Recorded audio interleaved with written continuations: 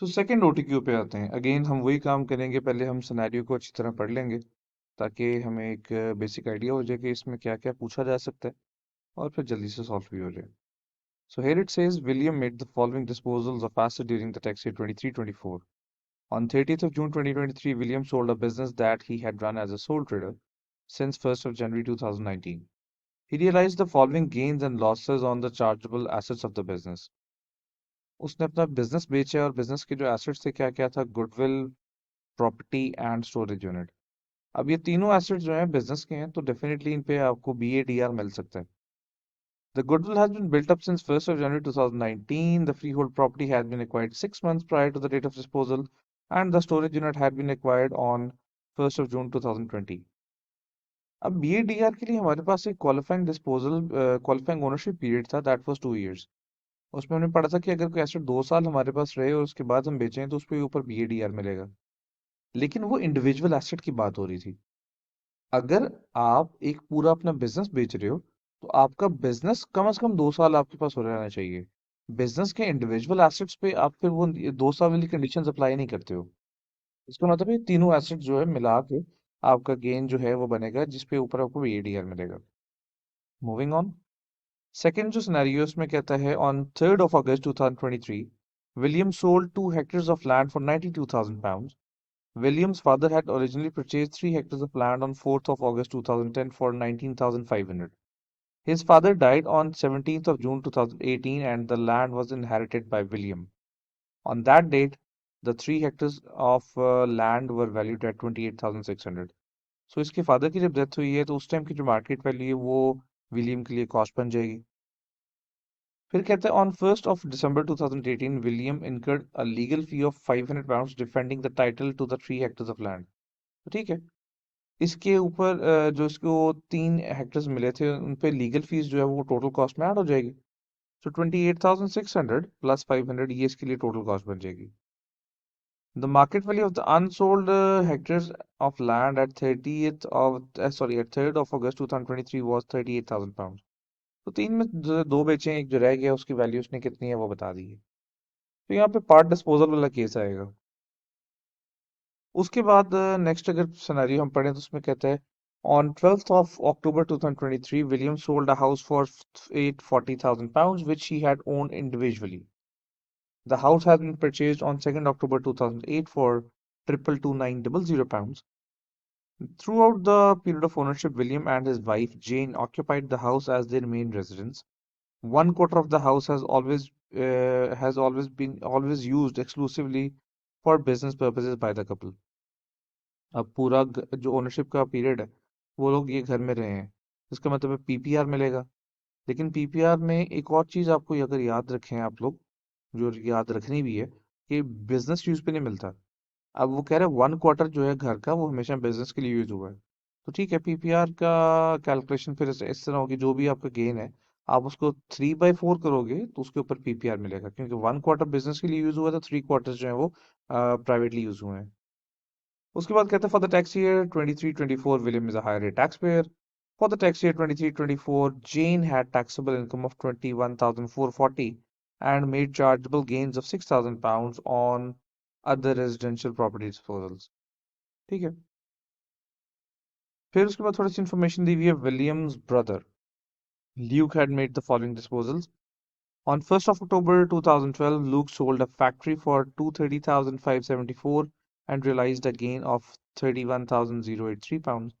In May 2013, he bought a warehouse for 231,211. He then sold the warehouse in December 2023 for 270,213 pounds. Both of the buildings were used for the purpose of Luke's sole trade business। यानी यहाँ पे आपके पास roll over relief का scenario आ सकता है। अब क्या क्या आएगा, लेट्स सी। जो पहली रिक्वायरमेंट है क्वेश्चन नंबर 21 हमारे सामने है। इसमें वो कह रहे हैं, what is the net chargeable gain on the disposal of William sole trade business on 30 June 23 that qualifies as a business for business asset disposal relief. यानी यहाँ पे आपसे पूछ रहे हैं कि कितना गेन है जो बीएडीआर के लिए क्वालिफाई करेगा। तो ठीक है, ये तीन एसेट्स है, तीनों का टोटल कर लेते हैं, गेन्स और लॉसेस का। सो गुडविल पे 60,000 का गेन है, फ्री होल्ड प्रॉपर्टी पे 64,000 का गेन है, एंड स्टोरेज यूनिट पे 13,000 का लॉस है। तो अगर इनको नेट ऑफ करें, ये बनता है ये 111 000 इतना गेन है जिसके ऊपर BADR मिलेगा। Answer is option B. Moving on to the next one. यहाँ पे वो कह रहे हैं what is the allowable cost used in calculating capital gains tax computation, disposal computation for the sale of 2 hectares of land। ठीक है, वो जो आपने 2 हेक्टर्स बेचे हैं उनकी कॉस्ट पूछ रहे हैं, तो कॉस्ट के लिए तो फॉर्मूला लगता है A/A+B वाला। सो A इज द प्रोसीड्स, इसने 2 हेक्टर्स बेचे हैं 92,000 के। रिमेनिंग वैल्यू है जो आपके पास, उसकी वैल्यू ये एंड में बताइए 38,000। सो फॉर्मूला लगा लेते हैं, दैट इज 92,000, यानी कि A ब्रैकेट में ले लेते हैं, divided by again A plus B, यानी कि 38,000।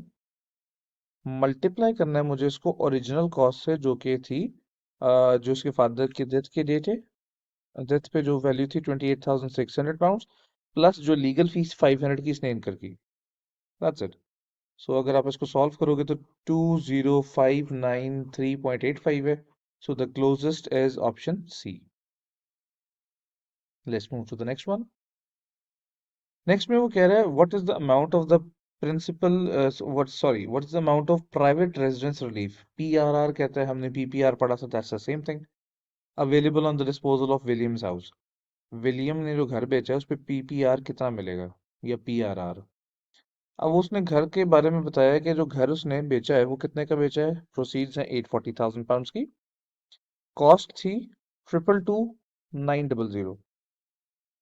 तो अगर डिफरेंस निकालें तो ये गेन निकल आएगा। गेन आ रहा है जी 617,100 का। अब इस पे PPR मिलना है 3 क्वार्टर्स पे, सो 3/4 ये PPR है 462,825। So answer is option B. Next part पे मूव करते हैं। Again so theoretical. कहते हैं जी Williams brother Luke has told William that it would have been better to have transferred 50% ownership of the house to Jane prior to the disposal. Which of the following statements are correct? अच्छा, William के भाई ने उसको कहा है कि अगर घर की 50% ट्रांसफर अपनी वाइफ को ट्रांसफर कर दो तो क्या उससे उनसे आपको फायदा हो जाएगा। स्टेटमेंट्स क्या है जी जो उसके बारे में ठीक है। The transfer to Jane would have been at nil gain nil loss. Yes, बिल्कुल ठीक है, ये transfer nil gain nil loss पे होगा। Private residence relief would have not been available, नहीं ये तो गलत कह रहा है, ये मिल जाएगा। The amount of gain tax saved would have been 54553। अब टैक्स कितना सेव हो रहा है वो मुझे टैक्स कैलकुलेट करके देखना पड़ेगा। सो अगर मैं देखूं कि टैक्सेबल बन कितना रहा था, सो दिस माइनस दिस, ये अमाउंट इसकी टैक्सेबल बन रही थी। ठीक है।